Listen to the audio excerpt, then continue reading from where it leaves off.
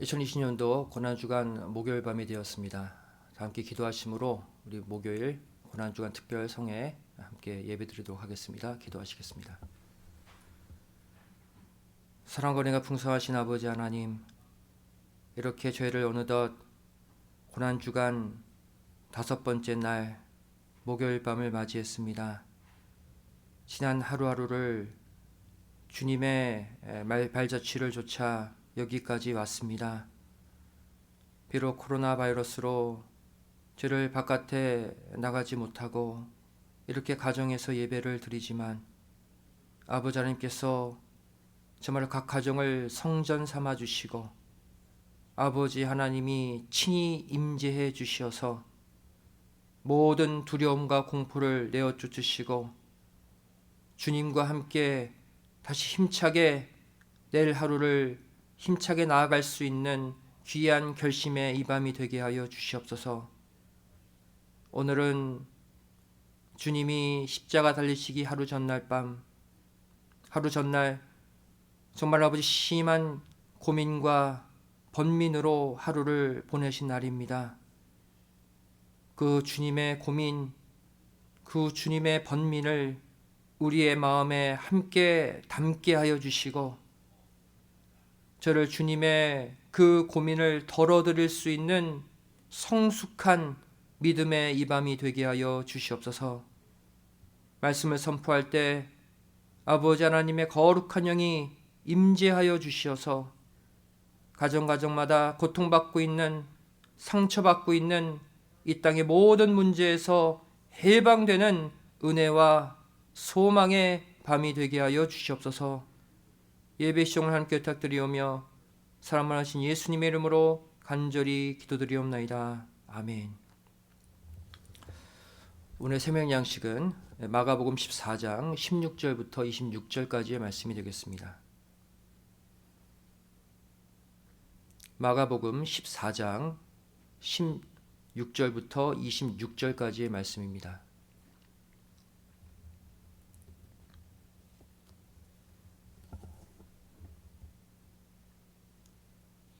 신약성경 마가복음 14장 16절부터 26절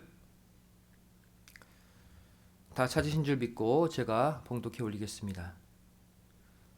제자들이 나가 성내로 들어가서 예수의 하시던 말씀대로 만나 유월절을 예비하니라. 저물매 그 12를 데리시고 와서 다 앉아 먹을 때에 예수께서 가라사대 내가 진실로 너에게 이르노니 너희 중에 한 사람 곧 나와 함께 먹는 자가 나를 팔리라 하신대 저희가 근심하여 하나씩 여짜오되 내니이까 이르시되 12 중 하나 곧 나와 함께 그릇에 손을 넣는 자니라. 인자는 자기에게 대하여 기록된 대로 가거니와 인자를 파는 그 사람에게는 화가 있으리로다. 그 사람은 차라리 나지 아니하였다면 제게 좋을 뻔하였느니라 하시니라.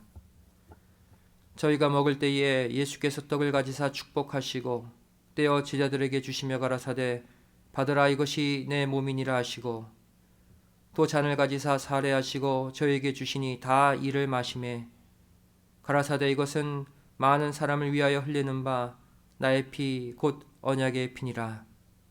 진실로 너에게 이르노니 내가 포도나무에서 난 것을 하나님 나라에서 새 것으로 마시는 날까지 다시 마시지 아니하리라 하시니라. 이에 저희가 찬미하고 감람산으로 나가니라. 이는 하나님의 말씀이니라. 아멘. 오늘 말씀의 제목은 고민의 날, 번민의 날, 또 지상 최후의 날, 고민의 날, 번민의 날, 지상 최후의 날이라는 제목으로 고난주간 5번째 날 집회 말씀을 증거하기를 원합니다. 오늘은 2020년 고난주간 가운데 5번째 날입니다. 특별히 예수님께서 십자가의 극심한 고난을 하루 앞둔 가운데 심적으로 최고의 고통에 이르신 날이죠.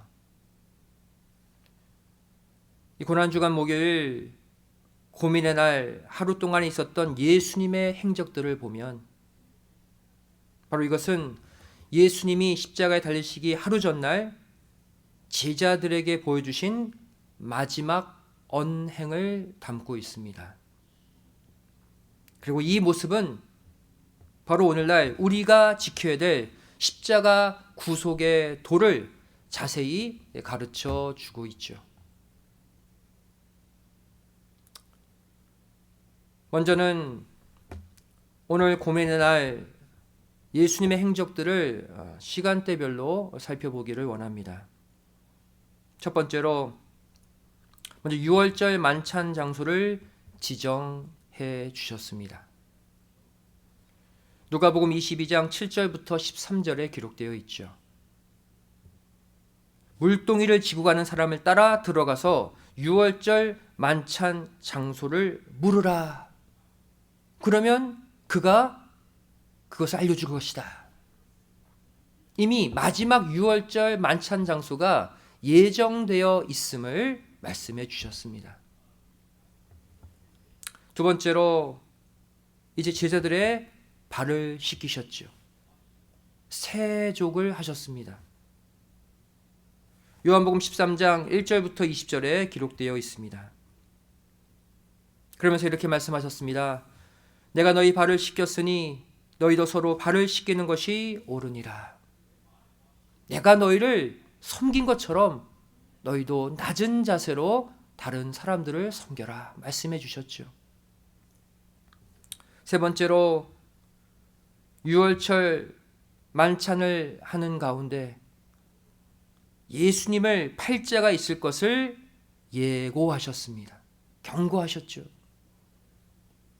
마태복음 26장 20절부터 25절, 또 마가복음 14장 17절부터 21절, 또 요한복음 13장 21절부터 29절에 기록되어 있습니다. 너희 중 하나가 나를 팔리라. 나와 함께 그릇에 손을 넣는 자가 나를 팔리라. 내가 한 조각을 찍어다가 주는 자가 크니라. 네 번째로 유월절 만찬 가운데 떡과 잔을 나누어 주셨습니다.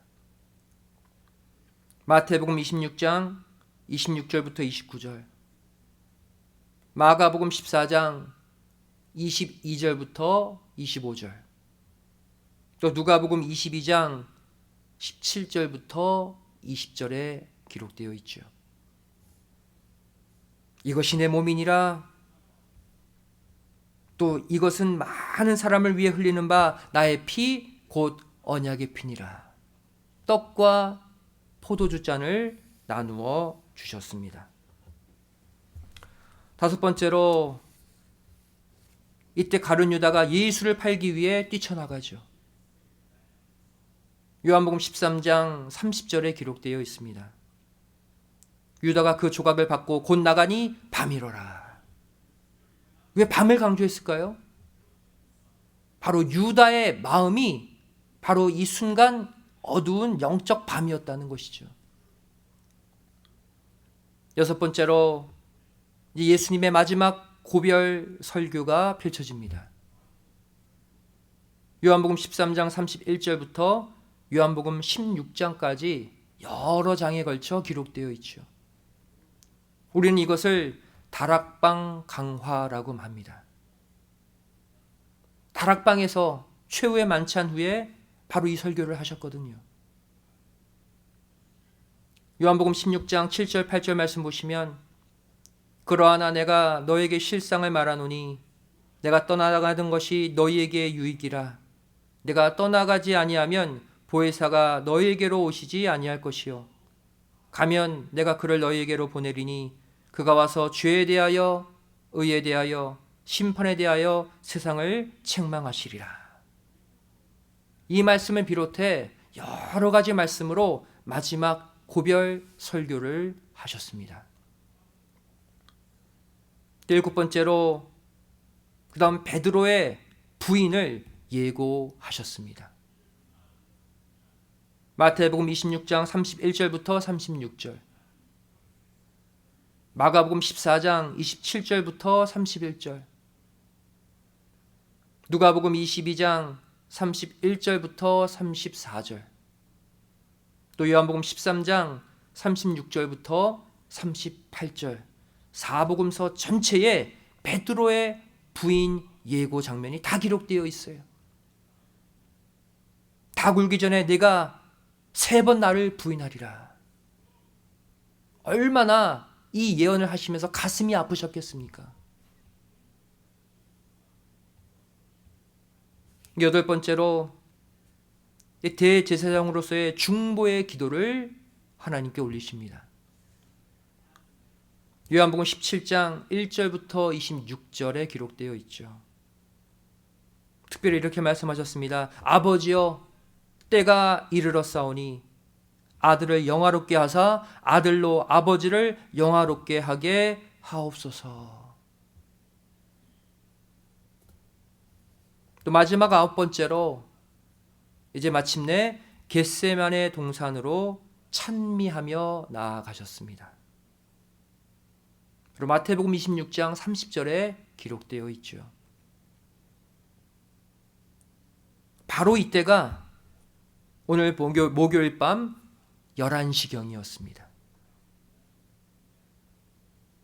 이스라엘 시간 계산법으로는 이미 금요일로 넘어간 상태죠. 이스라엘의 시간법은 저녁 6시에 시작해서 그 다음 저녁 6시까지가 하루기 때문이에요. 하지만 오늘날 우리의 시간법으로는 목요일 밤 11시입니다. 박아브람 목사님께서는 매년 고난주간 설교를 피토에 가시며 간절한 마음으로 하셨죠. 그 가운데 고난주간 목요일을 가리켜 고민의 날, 또 번민의 날, 지상 최후의 날이라고 늘 말씀해 주셨습니다. 근데 어느 순간부터 여기에 한 가지 별칭을 더해 주셨어요. 바로 비의 날이다. 고난주간 금요일 어떤 날입니까? 이 날은 순환의 날, 비의 날이죠. 고난주간 금요일에 이미 비의 날인데 박아브람 목사님께서는 고난주간 목요일도 비의 날이라고 추가로 말씀해 주셨어요. 그렇다면 왜 고난주간 목요일 또한 비의 날이라고 할 수 있을까요? 그것은 바로 고난주간 금요일이 예수님의 거룩한 성체가 찢겨진 육적 비의 날이라면, 고난주간 목요일은 예수님의 마음이 찢겨지신 심적 비애의 날이기 때문입니다. 고난주간 목요일 오늘은 예수님이 육신이 찢겨진 것 이상으로 마음이 갈기갈기 찢겨지신 비통한 날, 그래서 비애의 날이 되는 거예요. 그렇다면 오늘 고난주간 목요일이 예수님에게 있어서 왜 또 다른 비의 날이 될 수밖에 없었는가? 이 시간 몇 가지 그 이유를 살펴보면서 주님의 그 비통한 마음을 헤아려 드리는 이 밤이 되기를 원합니다. 첫 번째, 왜 고난주간 목요일이 예수님에게 있어서 비의 날이 될 수밖에 없는가? 첫 번째 이유는 십자가에 달리시기 하루 전날까지도 지혜자들끼리 서로 다투고 있었기 때문입니다. 제자들의 1차 다툼이 어디에 기록되어 있습니까? 바로 고난주간 이전에 예수님의 공생의 그 가운데 이미 제자들이 서로 다투었다고 말하고 있어요. 누가복음 9장 46절 말씀 보시면 제자 중에서 누가 크냐 하는 변론이 일어나니, 다툼의 이유는 하나였어요. 누가 크냐는 거예요. 누가 예수님이 이 땅을 정복할 때 누가 높은 높은 자리에 올라갈 것이냐, 내가 올라간다, 내가 높다, 내가 더 크다, 이것을 가지고 제자들이 싸웠어요. 공생의 초반부의 제자들의 모습이죠. 그렇다면 성경은 또 제자들의 제2차 다툼을 어디에 기록하고 있습니까? 바로 오늘 고난주간 목요일 최후의 만찬 석상에서 이들이 또 다투었다고 말하고 있어요. 누가복음 22장 24절 말씀 보시면 또 저희 사이에 그중 누가 크냐 하는 다툼이 난지라. 또 이유는 하나예요. 누가 크냐, 이거 누가 크냐. 이처럼 제자들은 예수님의 공생의 초기 때나 공생의 마지막 날이나 달라진 게 하나도 없었습니다. 예수님과 붙어 다니며 늘 마음속에 생각하는 것이라곤 예수님 높은 자리에 오르시면 나는 어느 자리를 차지할까?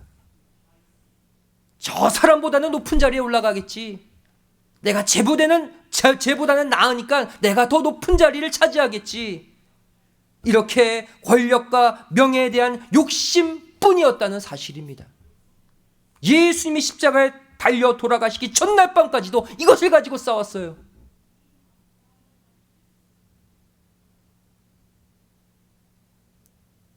예수님의 비애에 나릴 수밖에 없는 것이죠.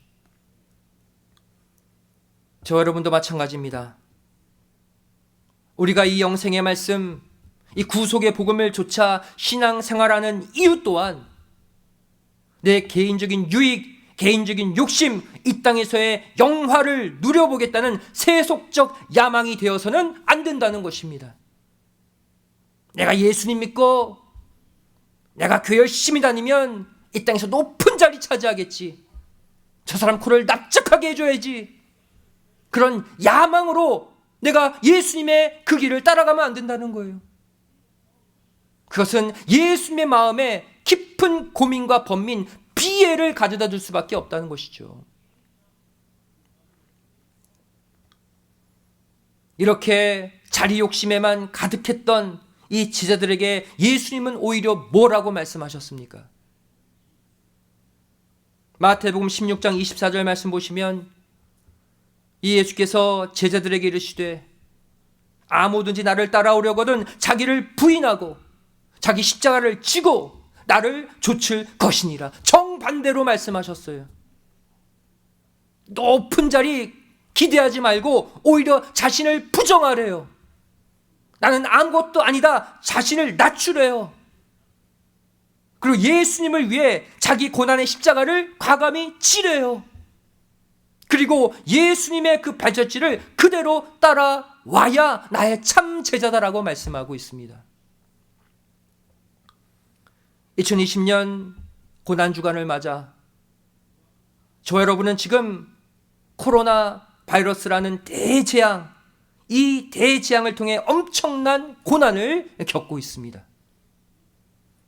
이 모두가 내 자신을 부정하고 자기 십자가를 지고 예수님의 고난의 발자취를 쫓아가는 거룩한 고통의 시간임을 믿으시고 이 고난의 길을 통과하여 반드시 생명의 부활로 나아오시기를 주님의 이름으로 간절히 축원드리겠습니다.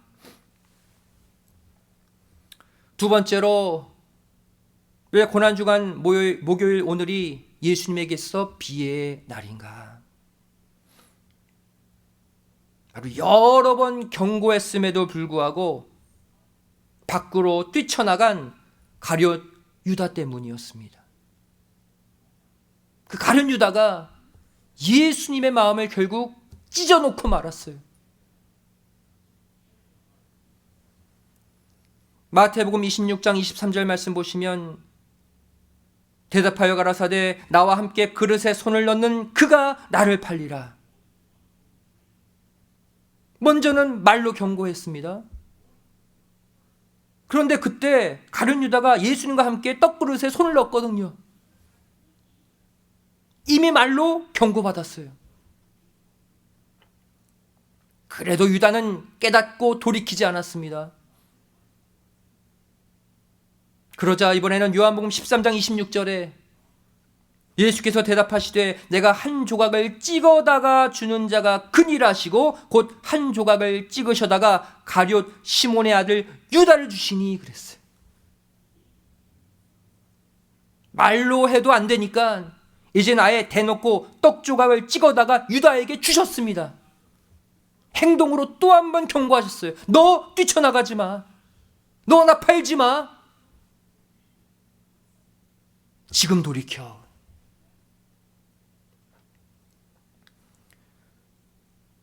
이 장면에서 저와 여러분이 깨달아야 할 예수님의 가장 큰 비애가 무엇일까요?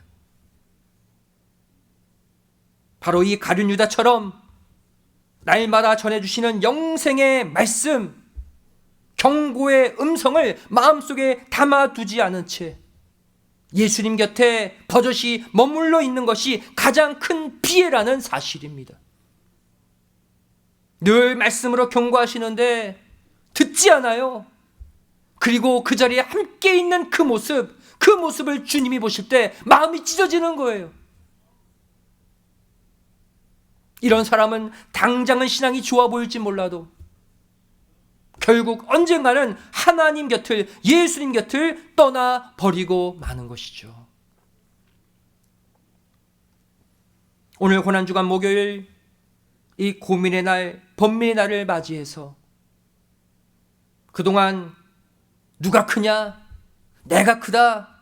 아니 내가 크다? 서로 다투었던 지난 잘못들 다 회개하시는 가운데 절대로 주님 곁을 떠나지 않고 오히려 주님의 그 고민, 주님의 그 번민, 주님의 그 비애의 마음을 대신 감당하고 대신 짊어질 수 있는 성숙한 주님의 제자들이 다 되시기를 주님의 이름으로 간절히 축원드리겠습니다.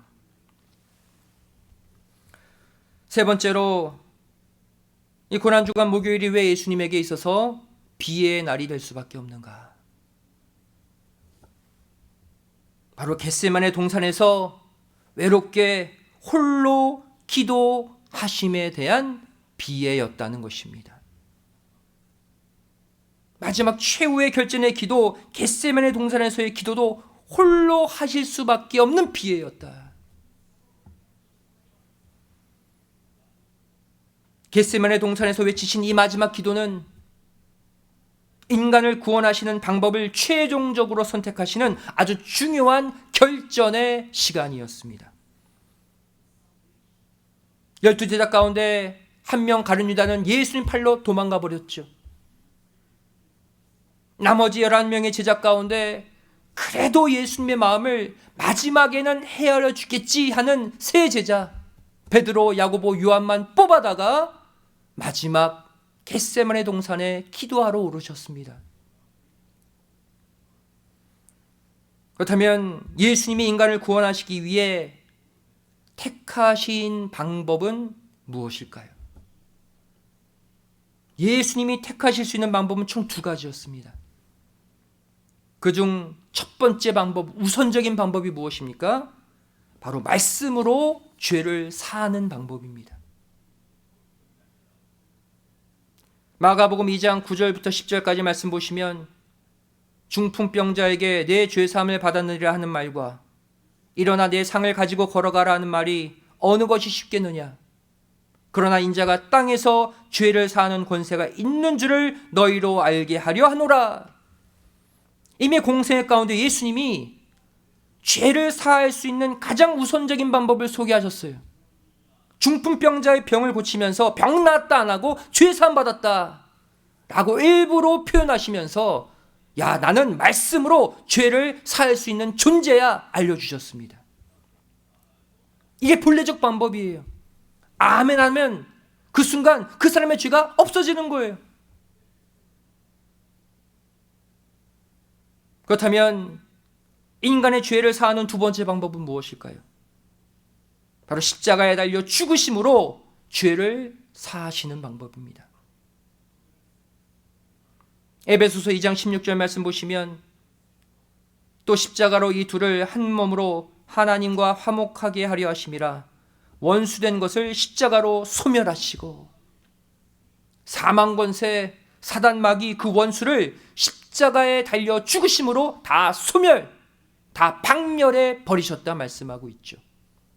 이 죄사함의 두 번째 방법이에요. 예수님은 이 두 가지 방법을 놓고 마지막으로 겟세마네 동산에 올라 하나님과 단판을 짓고자 하셨다는 것입니다. 본래는 말씀으로 죄 살 수 있어요. 믿는 자만 있으면. 근데 그 방법을 택하느냐? 아니면 결국 십자가에 달려 죽으심으로 죄 사는 방법을 택하시느냐? 마태복음 26장 36절부터 38절까지 말씀 보시면, 이에 예수께서 제자들과 함께 겟세마네라 하는 곳에 이르러 제자들에게 이르시되 내가 저기 가서 기도할 동안에 너희는 여기 앉아 있으라 하시고, 베드로와 세베대의 두 아들을 데리고 가실새 고민하고 슬퍼하사 이에 말씀하시되 내 마음이 심히 고민하여 죽게 되었으니 너희는 여기 머물러 나와 함께 깨어 있으라 하시고 그랬어요. 바로 고난주간 목요일 고민의 날에 극치를 이루는 대목입니다. 세 제자를 따로 뽑아서 데리고 올라가면서 내 마음이 심히 지금 고민하여 죽을 지경이다 그랬어요. 심한 고민, 심한 번민의 장면이죠. 하지만 예수님의 이 고민과 번민은 십자가에 달려 죽는 것에 대한 공포에 대한 그 근심이 아니었습니다. 바로 어떻게 하면 이 인간들을 구원하실 것인가에 대한 고민과 번민이었던 것이죠. 이 깊은 고민 가운데 예수님은 겟세마네에서의 첫 번째 기도를 시작하십니다. 그 첫 번째 기도가 무엇입니까? 마태복음 26장 39절 말씀 보시면 조금 나아가사 얼굴을 땅에 대시고 엎드려 기도하여 가라사대 내 아버지여 만일 할만하시거든 이 잔을 내게서 지나가게 하옵소서. 그러나 나의 원대로 마옵시고 아버지의 원대로 하옵소서 하시고, 예수님이 겟세마네 동산에서 첫 번째 기도하신 내용이 무엇입니까? 이 잔을 내게서 지나가게 해달라는 거예요. 1차적으로는 십자가 고난의 잔을 의미할 수도 있지만 바로 이전에 제자들에게 주셨던 그 포도주 잔, 언약의 피, 즉 말씀의 잔을 의미합니다. 이 잔을, 이 말씀을 정말로 내가 아니라 옆에 있는 세 제자에게 좀 옮겨달라는 거예요. 마지막으로. 즉 두 번째 방법, 십자가의 방법이 아니라 첫 번째 방법, 말씀으로 죄를 사는 방법을 먼저 구했다는 사실이죠. 공생의 3년 내내 아무도 그 마음의 잔에 내 말씀 받아주는 자가 없어요. 말씀으로 죄를 사할 수 있는 권세가 나에게 있는데 믿어주는 자가 없어요. 받아주는 잔이 없어요. 근데 마지막으로 내가 지금 데리고 있는 베드로, 야고보, 요한 이 세 제자의 마음의 잔에 이 말씀을 담게 해주세요. 말씀으로 죄 사하는 이 역사를 이들을 통해 이루게 해주세요. 먼저 구한 거예요.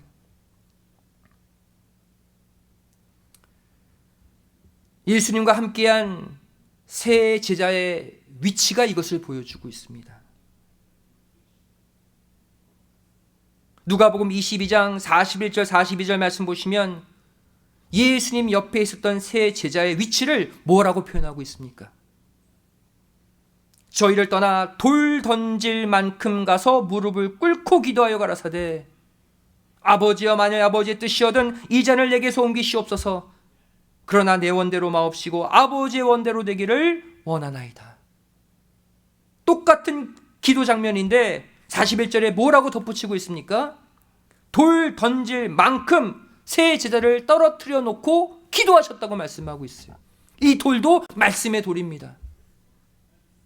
이 잔을 지나가게 해주시옵소서. 이 잔도 말씀의 잔이에요. 다시 말해 마지막으로 베드로, 야고보, 요한 그들의 마음의 잔에 말씀의 돌을 던져서 그들이 깨어서 받게 되면 말씀으로 죄 사하는 역사를 하시겠다는 거였어요.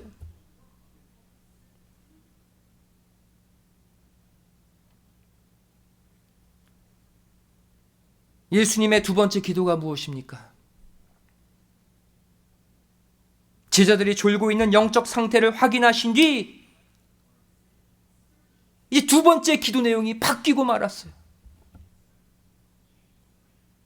그들의 마음의 잔에 이 말씀의 돌을 받을 준비가 안 되어 있는 거예요. 다 영적으로 자고 졸고 있는 거예요. 그래서 예수님의 기도가 바뀝니다. 마태복음 26장 40절부터 42절 말씀 보시면 제자들에게 오사 그 자는 것을 보시고 베드로에게 말씀하시되 너희가 나와 함께 1시 동안도 이렇게 깨어 있을 수 없더냐. 시험에 들지 않게 깨어 있어 기도하라. 마음에는 원이로되 육신이 약하도다 하시고 다시 두 번째 나아가 기도하여 가라사대 내 아버지여 만일 내가 마시지 않고는 이 잔이 내게서 지나갈 수 없거든 아버지의 원대로 되기를 원하나이다 하시고 기도가 바뀌었죠. 내가 이 잔을 마셔야 되는군요. 말씀의 잔을 받을 만한 준비가 안 된 제자들을 보고 영적으로 졸고 자고 있는 제자들을 보고 이제 스스로 그 말씀의 잔을 들이키실 수밖에 없었다는 기도예요.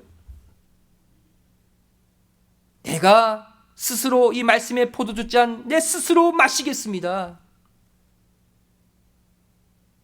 그래도 내심 첫 번째 방법을 고대하신 거예요. 혹시나 이번에는 제자들이 깨어 있겠지. 나와 함께 기도하고 있겠지. 이들이 깨어서 기도하고 있으면 그 말씀 넣어주려고 두 번째 기도를 마친 후 또 세 제자에게 오셨어요. 그런데 그들은 또 자고 있었습니다. 마태복음 26장 43절 말씀 보시면 다시 오사 보신즉 저희가 자니 이는 저희 눈이 피곤함일러라. 그 말씀의 잔을 받지 못할 상태가 여전히 이어지고 있었죠. 이제 마지막 예수님이 세 번째 기도하러 나아가십니다. 근데 그 기도는 두 번째 기도의 내용과 동일할 수밖에 없는 상황이에요. 세 제자는 계속 자고 있었거든요. 결국 제자들의 영적 상태가 전혀 나아지지 않자 최종적으로 십자가 구원의 길을 선택하십니다.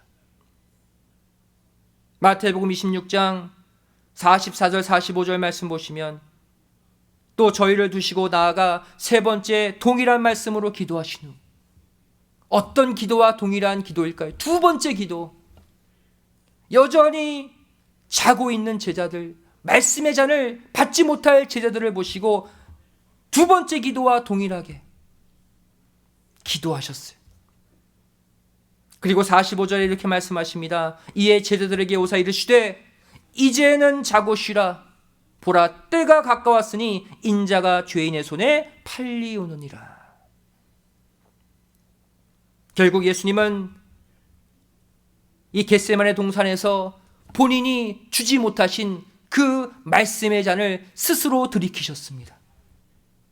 그리고 결국 십자가상에서 자신이 스스로 들이키신 그 말씀을 자신의 피 속에 담아서 이 땅에 흘리는 방식으로 인류 구원의 역사를 이루셨습니다. 바로 누구를 위해서? 이 십자가 보혈 속에 감춘 그 말씀을 발견할 믿음의 후손들을 위해서. 바로 오늘날 이 십자가 보혈의 말씀을 붙잡고 회개하고 복음을 전파할 저와 여러분을 위해서 당신의 보배로운 피 속에 그 말씀을 담아 이 땅에 흘리신 거예요.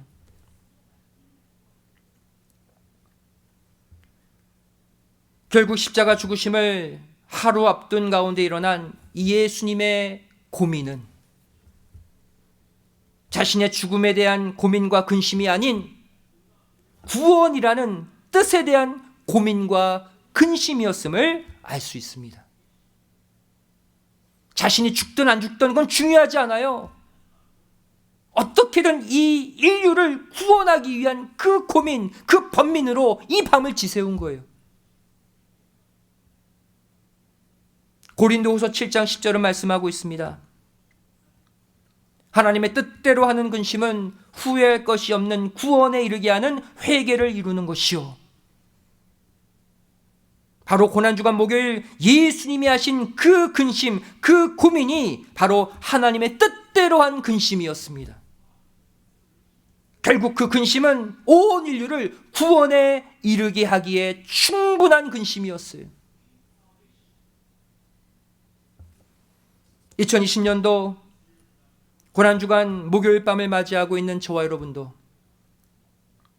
오늘 이 밤, 이 칠흑 같은 밤, 이날만큼은 예수님이 가슴 깊이 담아두셨던 그 뜻에 대한 고민을 우리 마음속에 품고 함께 나누어야 할 줄 믿습니다.